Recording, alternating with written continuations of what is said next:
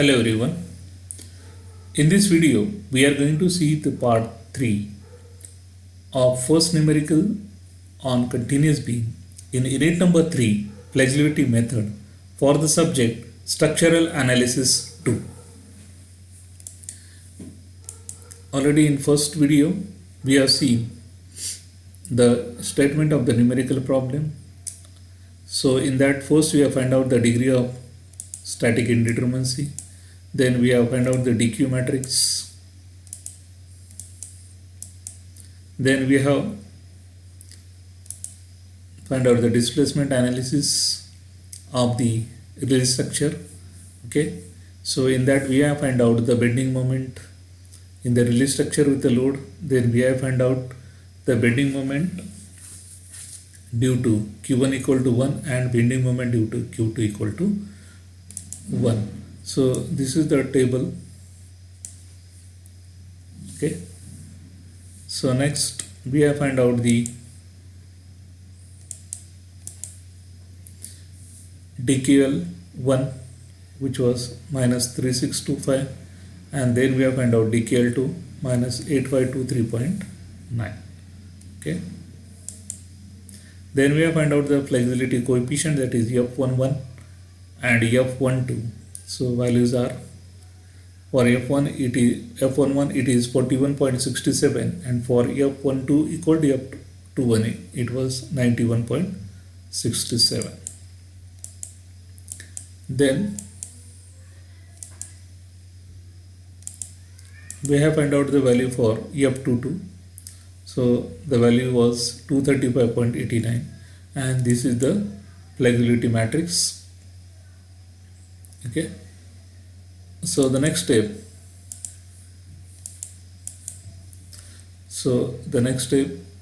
is to apply the flexibility equation, or this is also called as the equilibrium equation. So this flexibility equation is equal to dq equal to dql plus f into q. Okay, now dq matrix, dq is nothing but displacement corresponding to redundant in original structure. So this value, this matrix were 0 0. DQL is nothing but displacement corresponding to redundant in release structure. The values were 1 upon EI bracket minus 3625 minus 8523.9 plus F is the flexibility matrix or flexibility coefficient. So 1 upon EI, okay, 41.67, 91.67, 91.67 and 235.81, and Q is nothing but it is the unknown matrix, that is Q1 and Q2. Okay, so putting in the values of DQ, DQL, F and Q. Okay, now here, so 1 upon EI will take common and multiply on this side. So here as there is 0, so EI term will get cancelled. Okay, now taking this DQL term on the left hand side, okay, and putting it into the simultaneous equation. So 41.67 into Q1 plus 91.67 into Q2, which is equal to 3625. Okay, the next will be 91.67 multiplied by Q1 plus 235.89 into Q2, which is equal to 8523.9. Okay, so these are two simultaneous equation. So solving these two equation, so we'll get the value of Q1, that is 51.39, and Q2 equal to 16.05. Now here Q1 is nothing but vertical reaction at B, and Q2 is nothing but vertical reaction at C. Okay,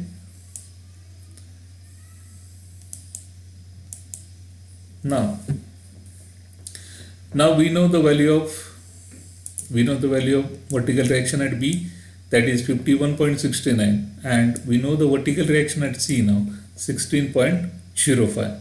okay, now here we have to find out the other reaction, okay, that is vertical reaction at A and movement in member AB.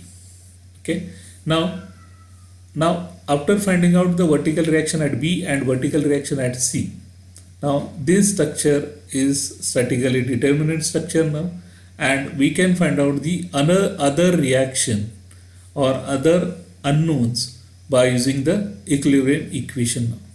Okay.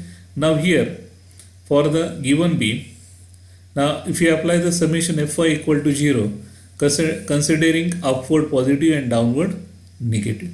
So Va acting upward, so positive, plus 51.69 acting upward positive, plus Vc 16.05 acting upward positive. So this UDL is acting downward. So minus 16 into the length 5 and the point load acting downward, so minus 30. So from this we'll get the value of Va, that is 42.2. Okay. Now if you take the moment at C now, so considering anti-clockwise positive and clockwise negative. Okay, we are considering here the sign convention anti-clockwise positive and clockwise negative, taking summation of moment at point C equal to 0. Okay, now here MAB, it is acting in anti-clockwise direction, so positive, plus 30 into 1, so this force. Okay,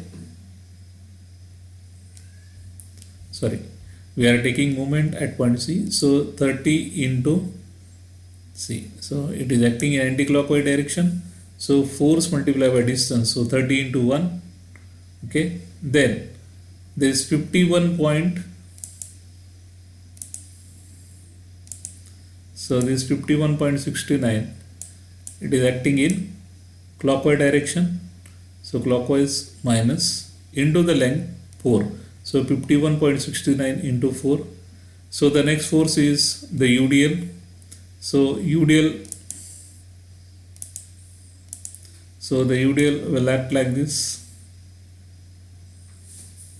So the nature will be anti-clockwise, so plus 16, the length is 5, okay, into, now from this center, okay, so 2.5 plus 3 plus 1, so 2.5 plus 3, okay, 5.5 plus 1, 6.5, okay, 16 into 5 into 6.5, and this VA, so VA will act in clockwise direction, so minus, so VA value is 42.26 and total length 5 plus 4, 9. Okay, so by solving this we'll get the moment in portion AB, moment in AB, that is 37.10. So here as the sign is positive, that means whatever the assumed sign is there, that is correct. Okay, so here we have find out vertical reaction at E and moment in portion AB. Okay, now next we'll find out, okay, now here we'll separate the member AB as well as BC. Okay, already I find out moment in AB, member AB, and vertical reaction at A, vertical reaction at B. Now here you have to find out MBA. Okay, now to find out MBA, we are taking moment at B equal to 0. Okay, already MAB we have found out here. Okay, so there is no need to find out here. Now directly we'll find out the MBC. Now to find out MBC, we'll take moment at B equal to 0. Okay, now here we are considering it acting in anti-clockwise direction. So taking moment at B equal to 0. Okay, so here MBC, it is acting in anti-clockwise direction, so plus, so 30, it is acting like this in clockwise direction, so minus 30, the length is 3. Okay, so 60, this force is acting in anti-clockwise direction, so plus 16.05, total length is 4. Okay, so from this we'll get the moment in portion BC, so that is 25.8. Okay, so here for member BC, the moment MBC is acting in anti-clockwise direction, So to keep this joint B in equilibrium, the moment in member BA, it will be in clockwise direction, but the value will be same, that is 25.8. Okay. Now after finding out the support reaction, next step is to draw the shear force diagram. Okay. Now already I find out the vertical reaction at A as 42.26. So it is acting upward. So first you have to draw the horizontal line. So at A you have to show the vertical line of 42.26. Now in portion AB there is a UDL. Okay. So 42.26 minus 16 into 5. So we get the value 37.74. Okay. Now the reaction at B is 51.69. So it is acting upward. So minus 37.74 plus 51.69 will get the value as 13.95. Now in this portion there is no load, so here you have to join by horizontal line. So here there is a point load of 30 kilonewton. So here there is a point load of 30 kilonewton. So it is acting downward. So plus 13.95 minus 30. So here we'll get the value as 16.05. So that is negative. Now in this portion, in the portion DC, there is no load. So here you have to join by horizontal line. So the vertical reaction at C is 16.05. Okay, so here it is 0. So this is a shear force diagram for a continuous beam ABC. Okay, so this was the shear force diagram. Now we will draw the bending moment diagram.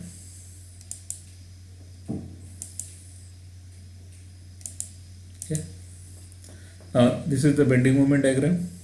Now here already we have found out the bending moment in portion AB as 37.10, in BA it is minus 25.8, and it is in BC it is plus 25.8. Okay, so at joint A, so you have to show the vertical line and show the value, that is 37.10. Okay, now at support B, now there are two values, one is negative, other is positive, but whether it is negative or positive, here we have to show it above the horizontal line. So you have to show the value 25.8. Okay, now at C, as there is a simple support, so moment here it is 0. Okay, so here this you have to join by a straight line. So you have to join this by a straight line. Now here you have to draw the free bending moment diagram. In portion AB, it is loaded by a UDL of 16 kilonewton meter. So here the free bending moment value for the UDL, it will be equal to WL square upon 8. Now the value of W is what? 16. Value of L is 5. So 16 into 5 square by 8. So this value will be equal to 50 kilonewton meter. Okay. Now for the point load, the value of free bending moment will be, now here where is the point load acting? It is not acting at the center. It is acting away from the center. So the value of free bending moment diagram, it will be W A B upon L. So what is the value of W? 30. A is 3 and B is 1, and the total length is 4. So 30 into 3 into 1 upon 4. So the value of free bending moment for member BC is 25.5. Okay, so in portion AB it is loaded by uniformly distributed load. So here you have to draw it by, join it by a second degree curve, or draw a second degree curve. And in member BC, as there is point load, you have to join by a straight line. Now here we are imposing the free bending moment diagram on the fixed bending moment diagram. So it is called as superimposed bending moment diagram. Okay, so this is the superimposed bending moment diagram for the given continuous beam ABC. Okay. So we have drawn the bending moment diagram. So thank you for watching this video. Thank you very much.